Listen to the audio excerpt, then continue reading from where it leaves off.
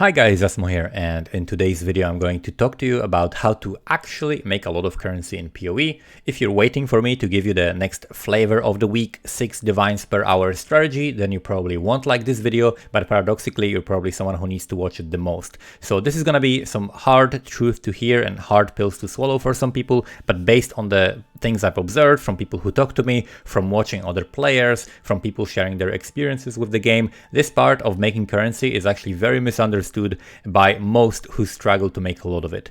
If you're already making a lot of currency, or if you're happy with the amount of you're making, you just don't care, then you don't need this video, but otherwise let's get started. So step number one that's going to apply to a lot of people who are trying to make a lot of currency and they can't do it is to stop lying to yourself. A lot of people think they're focusing on making currency, but they're not. They're prioritizing having fun. I'm going to give you an example of back when I was coaching Hearthstone players. I would always ask at the beginning of the coaching session what was my student's goal, and then they would, for example, tell me their main goal was to reach the legend rank this season, and I would then give them 2 decks that are the best for climbing to legend, teach them how to use them, and tell them to just spam those 2 decks. And a week or 2 later, I would hear back from some of those players saying that they've reached legend and it was great, and their match history would look like 40 straight games with the same 2 decks, primarily focusing on one of the decks that was working better for them and happened to be better for the meta. But some students would come back on the next coaching session having made little to no progress, but they would bring lots of hilarious stories about how they saw someone beat them with a cool deck, because at first they won like 4 times with the strategy I gave them, but then they lost.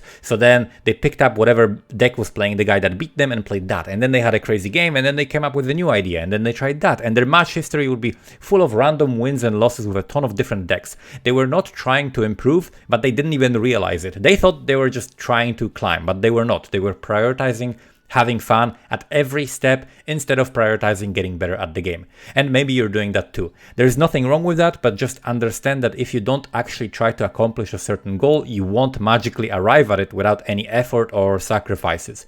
And maybe you just like playing cast on crit builds every league, or maybe you love doing every league mechanic that spawns in your maps because full clearing maps is what you find fun, and that's okay. But just don't tell yourself that you're actually trying to make the most currency per hour, because you're not.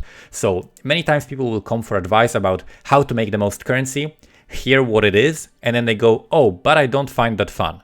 Well, then you ask the wrong question, right? You probably should have asked, what's the best mapping Atlas-centric T16 farming strategy where I get to kill a lot of monsters but also get good loot, right?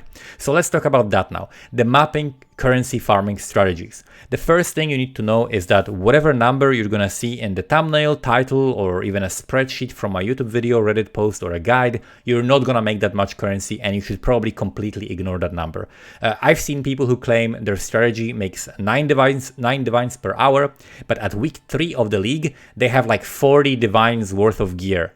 And people routinely like disregard huge chunks of time that has to be added to making this currency. So let me give you a very common example of where you can observe that. So you watch a streamer run some mapping strategy for like 6 hours on stream, and the next day he has 60 more divines. So you think, okay, his strategy makes 10 divines per hour. So you play for 2 hours, and you think that you're gonna make 20 divines, right? But at the end of the farming session, you have 2 divines. So what the hell happened, right? So here's what you've missed. You missed, number 1, years of experience with tons of like small things that add up. A stronger character that is perfectly suited for the strategy because they made the character with that strategy in mind, for example, and you haven't. You just have whatever you happen to be playing and you try to adopt their strategy. Few days of coming up with the strategy and accumulating the materials, that also is a time that went into it, and buying the materials for a cheaper price before the strategy becomes popular.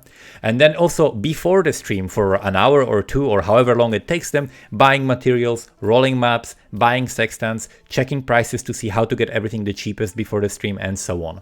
Everything that happens after the stream, also when the streamer prices their tabs, items, lists the other things for sale, goes to grab some food, and then while having the game open, over the next few hours sells their loot. And then also is using some leftover materials to take advantage of some profit crafts that they know how to make from experience, which then they sell while watching Netflix, right?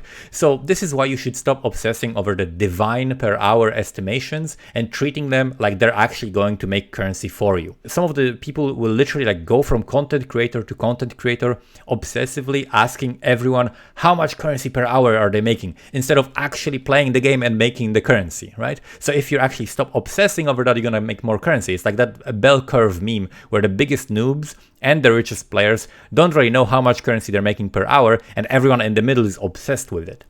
So, looking for the best divine per hour strat is not what you should be focusing on if you want to make the most currency. So what should you be actually doing? And this is another hard pill to swallow for some players, but it's not about the method or the strat. It's about being bad at the game and having to improve. At the end of the day, it's just a game and it's not that important in your life, so having an ego that prevents you from admitting that you're not good, it's like completely unnecessary, right? Like, for example, I suck at delving. I don't know how to make money with legion farming. And there are lots of other things that I don't know about this game, right? Because it's an extremely complex game. So don't worry about that. And once you can like honestly look at where you stand, it's much easier to start learning and being open to new information. Otherwise, you're going to be like the equivalent of perma-stack platinum League of Legends players who think they're good at the game, but actually are just like one bad game away from shooting up a school. So imagine if you wanted to become good at business, right? You want to become a good businessman, but you weren't studying business. And instead you just thought that you need to do more meetings and you need to do them faster. And you have to have shorter intervals between meetings. The corridor is lava, right? That's an absolutely ineffective approach that will get you nowhere, but that's how a lot of people approach learning how to make more currency, like completely ignoring the learning part. Instead, just searching for a magic pill strategy that someone will make for them and it will magically make them rich. You know that saying that if you hear about like a good investment opportunity from your hairdresser, then you should never invest in it, because by the time your hairdresser knows about it, everyone knows about it, and then it becomes a bad investment. So it's the same in PoE. Instead of looking for what to kill to get the best loot, try to find out why is that the best loot, right? One of the reasons why I made so much currency this league is because I spent the last 3 leagues mostly on learning about like mechanics, builds and strategies and items that I was the least familiar with. I made it a point to master a specific league mechanic each league, and I accumulated the knowledge, and that accumulated knowledge is how you actually scale your ability to make currency. You will always be limited by how many maps per hour you can run and so on, but your knowledge can always expand and accumulate over time, and the sooner you start investing in it, the quicker you'll see the results, right? So how do you learn? What to actually learn, right? Let me give you some practical examples. Number one thing I would say that is super practical, learn how to liquidate your stash tabs. Firegrass, for example, has a cool video about it. You should check that out if you want to learn about how to quickly and efficiently liquidate your stash tabs. This will help you sell your items quicker and more efficiently, because people focus so much on the mapping efficiency, but not on other areas in which that efficiency can save you a lot of time, right?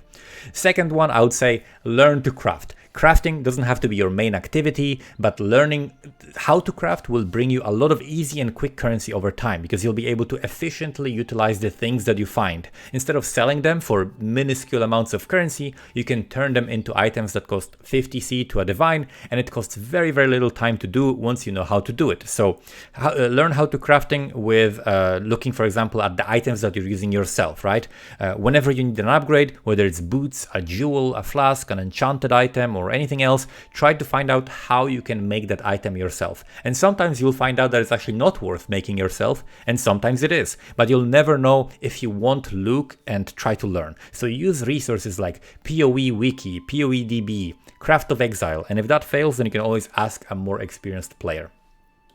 And the third one I would say will be observe the markets and the meta. So try to be more aware of the trends and player habits, and you can interact with the community and see what other players find interesting and desirable, and that can inform you about potential good investments, crafts or strategies. Learning how much do certain items cost can help you in the future to make way more currency than you can realize. I can give you an example from this league. I was planning on buying Wild Hellion Alpha Beast so I can reroll some Watcher's Eyes. So I took a minute to check the bulk prices, and they were for 0.6 divine each.